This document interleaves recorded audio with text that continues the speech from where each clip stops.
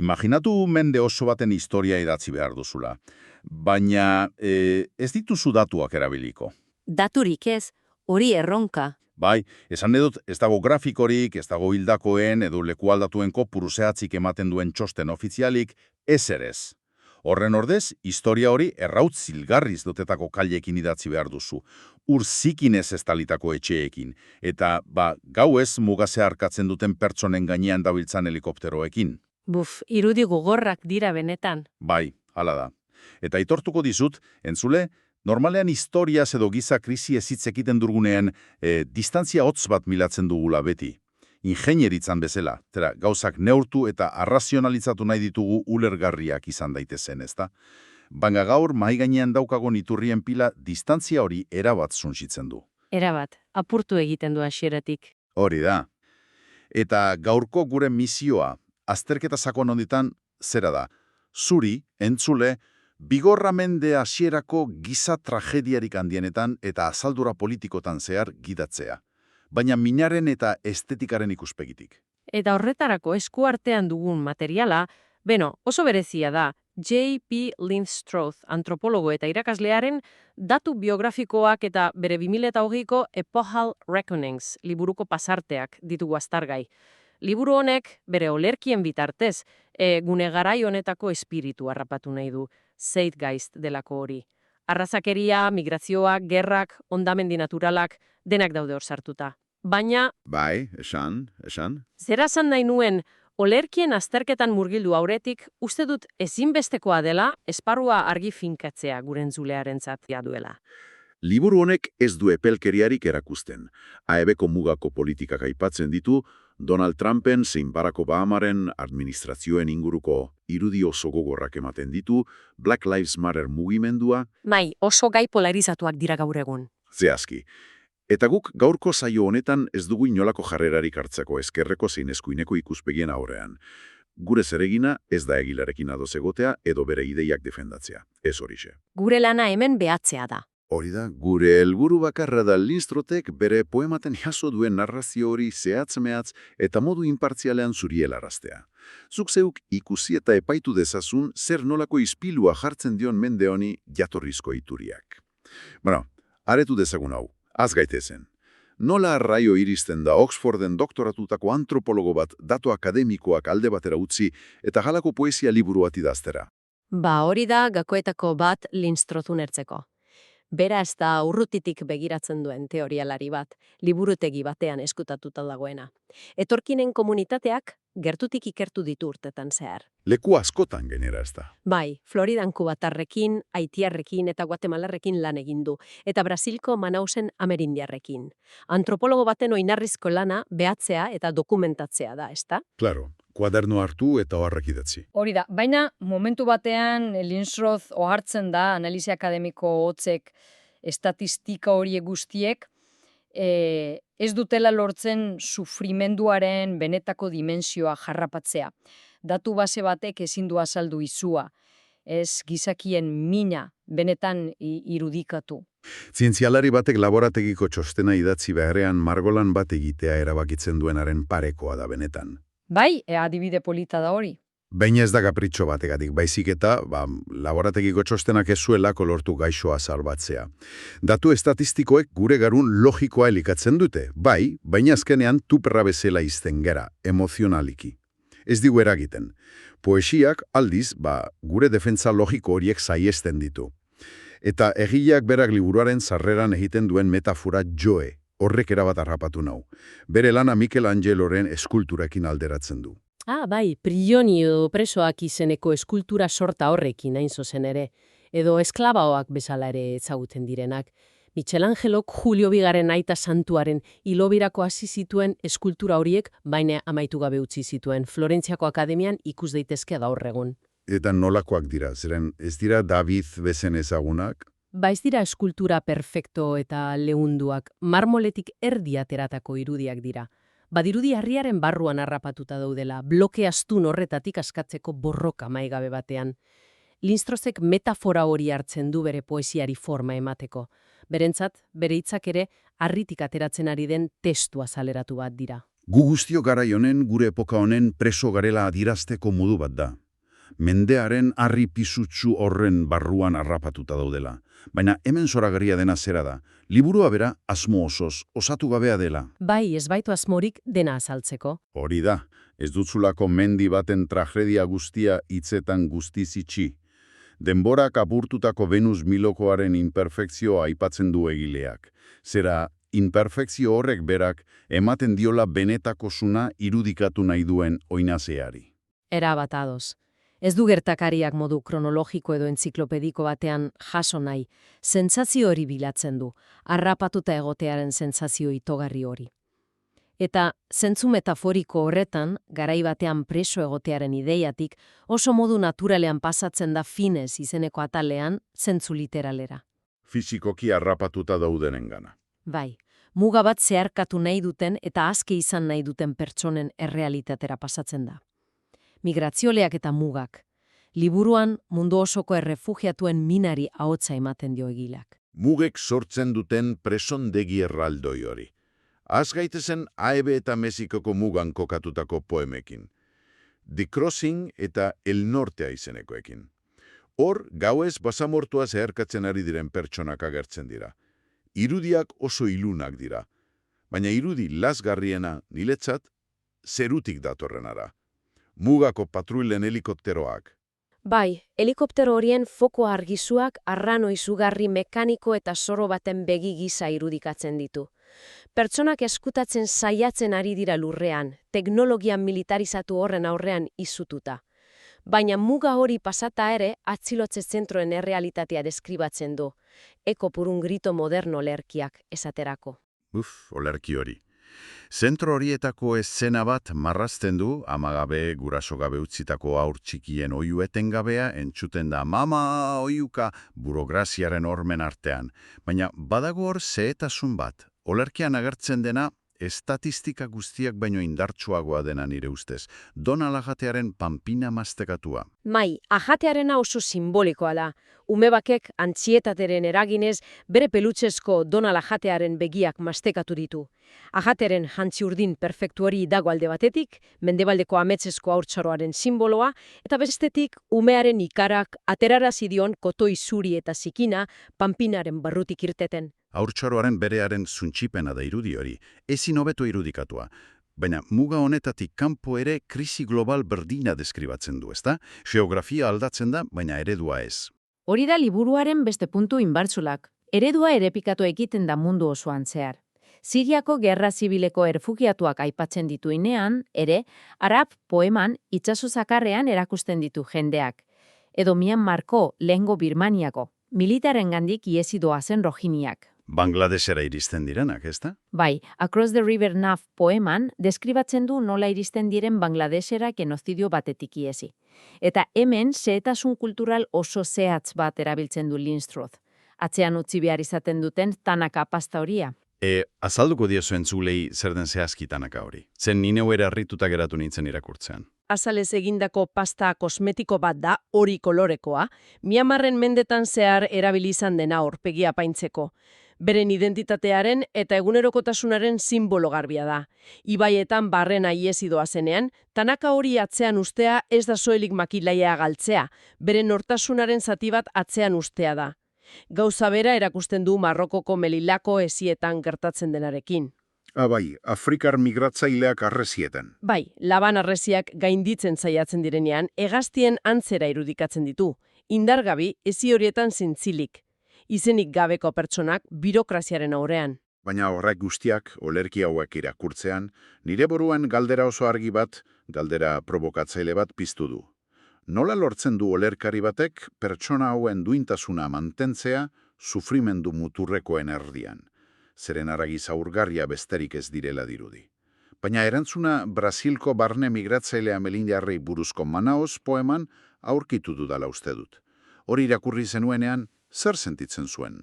Irudi oso bizuala da, Manaus hiri erraldoan asfaltoaren erdian daude. Hori da, autobus geltoki arrunt batean gizon indigena bat dago bere emazte eta alabarekin, zain, euriari duen bitartean.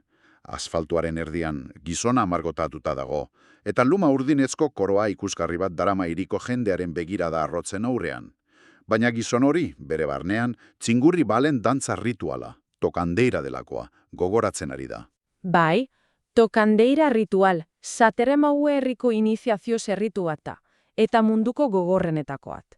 Gaztek txingurri balez betetako eskularruak jantzi behar dute. Txingurri hori ez ziztada izugarria da, esaten dute bala batek joko bazintu bezalako mina ematen duela. Eta min hori jasan behar dute tribuaren errespetua irabazteko. Baina, entzule, pentsa ezazu, zergatik gogoratzen du gizon honek min fisiko izugarri hori hiri modernoko autobus geltoki batean? Asimilazioak eta arrazakeriak eragiten duten mina haien areandigoa delako.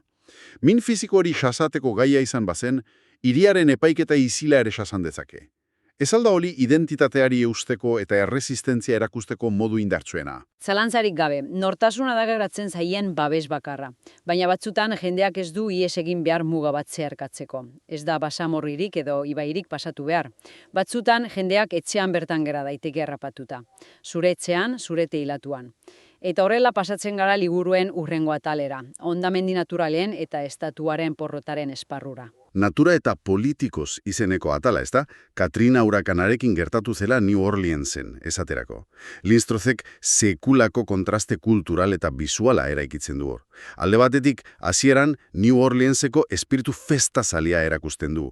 Laissez les bons temps rouler, edo utzi garaionak aurrera egiten. Mardi Gras, budua, jazzea. Bai, bizipozara bat, baina berehala urzikina etzetan gora egiten hasten denean dena aldatzen da. Superdomeko sarraskarekin kontra jartzen du festa hori. Jendea urik gabe, argik gabe, estatuaren erantzun eskasaren aurrean abandonatuta. Eta olerki honetan bereziki azpimarragarria dena da afroamerikarrek refugiatu hitzari egiten dioten arbuioa. Olerkian oihukatzen dute. Zer refugiatu? Aebetako herritarrak gara. Alegia, zergak ordaintzen ditugun estatu garrarak gara. Nola deituko diguzu errefugiatu gure etxean bertan? Estatuaren erantzunik ezada haiek apurtu dituena. Haitiko lurrikararen kasuan ere, Tremblement poeman, antzeko zerbait gertatzen da. Haitin zementua hutzazpian harrapatutako jendea deskribatzen du, arnastu ezinik. Beren budu jainkoei erretzatzen diete, ogun edo lekbari, baina jainkoek ez dute erantzuten. Eta gobernuek ere ez dut erantzuten. Zementu bihurtzen da jendea. Bai, hala da. Baina begire, hemen eskuartze txiki bat egin behar dut. Zeren, liburuan aurrera egin ahala, Linstrozek testuinguru politiko gordina gehitzen die tragedia hauei, politikoz atalean. Eta niri honek talka egiten dit apur bat. Bat-batean, 2000 urteko aebetako hauteskundetako hautezuntzoi kaotikoak deskribatzen ditu, tximeleta erako boto paperaiekin. Gero Barack Obamaren aroa aipatzen du, eta Donald Trumpen aroa bere txiokatze masiboekin tonu gogor batean irudikatzen du. Berriro diot, inpartzialtasunez ari gara hau kontatzen. Baina nire galdera ba, hauteskunde sistemaren inguruko kexa batek eta hondamendi naturalen aurreko biziraupen borokak zergatik partekatzen dute Epochal Reckonings bezalako liburu baten espazio bera? Ez aldute liburuanen tonu pragiko eta universala aldatzen edo ahultzen politika kontu hauek sartzean? Ulertzen dut zure zalantza, badirudi ez daukatela zerikusirik. Baina honek galdera garrantzitsu bat sortzen du liburuaren barruan. Linstrozek argitu nahi duena da, krisi horiek guztiak, bai hondamendi naturalak eta bai refugiatuen minak, giza erabakiek sortutako egiturasko porrotak direla. Alegia ez direla kasualitateak. Hori da, politikarien narratiba, izan Trumpen txioak ala Obamaren itxoropen mezuak, maila batean geratzen da. Baina egitura politiko horren utzikeriak edo usegetekek hondamendi sozial bihurtzen dituzte gertarea naturalak maila personalean. Zure hotzak ez badu balio sistema politiko batean, azkenean zu ere ezarra importantea teilatu batean laguntza eskeari zarenean. Dena dago lotuta makineria beraren barruan. Ulertzen dut. Burokraziaren utzikeriaren eta krisi fisikoaren ez daudela banatuta. Biak direla txanpon beraren bi aldeak. Eta justo porrot sistemikotik eta zabarkeria politikotik hitz egiten ari garela transizio logiko bat ematen da hurrengo atalera. Terre bellum mactans. Indarkeria esplizitura eta izura igarotzen da liburua hemen. Bai, bigun mendea definitu duten irudi bortitzenen azterketa da hau. Linstrot indarkeria garbia edo urrutikoa denaren ustea apurtzen du hemen. Has gaitezen irailaren 11ko atentatuekin, The Towers poeman. Bai, hor irudi bisualak ikaragarriak dira. Hegazkinak ez dira makinak bakarrik. Kondor beltz erraldoi batzuk bezala deskribatzen ditu, eraikin distiratsuetan sartzen. Baina inpaktua lurrean deskribatzen duenean. Jendea hautzez eta errautzez estalita. Ingelesezko dead ash edo eriotazaren errautz horrekin. Zombi armada bat bezala ateratzen dira Manhattaneko kaleetara. Zeru urdina betirako ondatuta. Poesiak beldurraren gertutasun bisuala ematen dio entzuleari. Eta gerraren testuinguruan tortura aipatzen du Abu Ghraib espetxeko gertakarien bitartez. Baina hemen ikuspegi oso berezi batetik egiten du. Fernando Botero artista kolonbiarraren margolanen ikuspegitik. Boteroren irudiak, bai, baina azaldu apur bat nola lotzen dituen. Bueno, Botero oso ezaguna da irudi gizenak eta volumen handiak margotzeagatik. Baina Abu Ghraibeko torturen argazkiak argitaratu zirenean, margolan batzuk egin zituen salaketa gisa. Linstrozek olerkietan nola irudi gizen eta aragatsu horiek torturaren fardel groteskoa irudikatzen duten deskribatzen duen. Giza haragia piramidetan pilatuta. Haragia humiliatua izaten, eta olerki batean edo bitan aradago haragirik ezaren erabeteko tragedia jartzen du kontraste gisa Yemengo gerra zibilean. Amaluzein, 7 urteko neskato hiltzoriaren argazki ospetsuare ekartzen du gogora ezurrak larru azalerekin besterik ez direna, gozearen krudeltasuna. Baina badakizu, badago beste atal bat indarkeria honetan, giza eskubideen eta arrazakeriaren ingurutoa. Black Lives Matter mugimenduaren aurrekariak aipatzen dituena. Trayvon Martin, esaterako. Bai, uritan botatako txanodun gaztearen irudia. Hori da. Eta Michael Brown, asfalto beroan orduz utzitako gorpu marroia. Bi irudi horriek kaleko indarkeria strukturala islatzen dute. Baina, eta hemen dator benetan interesgarria den zatia entzule, espazio publikoko sarraskiez gain leku itxietarare badoa. Parklandeko tiroketa. Ikastetxe barruko sarraski hori. Zeren nola alderatu ditzakegu demagun irailaren 11ko kaletako eriotzaren errautz hori eta Parklandeko vinilozko zoru faltso marmorrezkoan sortzen diren odolputzuak. Bata espazio publiko eta monumental baten zuntzipenara. Bestea nerabeen egunerokotasunaren bortxaketa. Espazioen erabilera oso degarriara bai, biek amesgaizto itxura hartzen dute. Parklandeko poeman Linstrozek armalaite edo AR-12 fusil baten soinu etengabea deskribatzen du. Umeen Jack in the Box musika kasa bat erotuta biraka egongo balitz bezala. Erotasun horrek ezin hobeto margotzen du beldurraren geografia hori, eskolako korridore hotzetan. Beraz, beldurra nona idego. Dela basamortuan, dela irigune finantziario batean edo batxillerkogo pasillo batean. Eta liburu osoa zeharkatu ondoren, ataleta olerki guzti haurek harakatu ondoren, ondorioak ateratzeko unea heldu zaigu. Zer esan nahi du honek guztiak? Laburbilduz, uste dut argi dagoela Linstrozeen liburua, krisi garaikien inventario poetiko bat dela. Migratzaileetatik hasi eta tiroketa masiboen biktimaraino. Mundua leku bortitz eta kontra esankorra dela erakusten digu. Mai, kontu emate bat da, izenburuko reckoning hori. Poesiak aukera ematen digu gertakari hauei ukuez egiteko eta barrura begiratzeko. Zehazki, guk irakurle edo entzule gisa egoera hauen kontu ematea egin behar dugula ezinbestean eskatzen digu liburuak. Berriro azpimarratu nahi dut gaurko gure saio honek ez duela aldarri politiko bat egin nahi izan, baizik eta liburuan agertze den ispilu lazgarri hori, mende honen ispilua, inpartzialtasunez erakutsi baizik. Literaturan eta poesian islatuta zera, datuek inoiz lortuko ez luketen modu baten erakutsi dugu. Hori da. Eta orain, amaitzeko entzule, hasierako metaforara itzuli nahi nuke. Gogoratzen duzu Michelangeloren eskultura amaitu gabekin hasi ginela? Egileak ziola, gu guztiok gure garaiko harrian, gure mendearen historiotan harrapatuta gaudela. Bueno, pentsatune batez. Zer gertakari ari dira oraintxe bertan zuk harrapatuta zaituen marmol hori zizelkatzen. Albistetan ikusten dituzun zein tragediak osatzen bute zure harria. Gai izango gara noizbait harri hori hausi eta guztiz aske izateko? Hala, etorkizuneko ikertzaileek gu aztertzerakoan ikusiko duten forma bakarra gaurko tragediek emandako asimetria hori izango da. Galdera horrekin uzten zaitu gaurkoz, zure kabuz hausnar dezazun.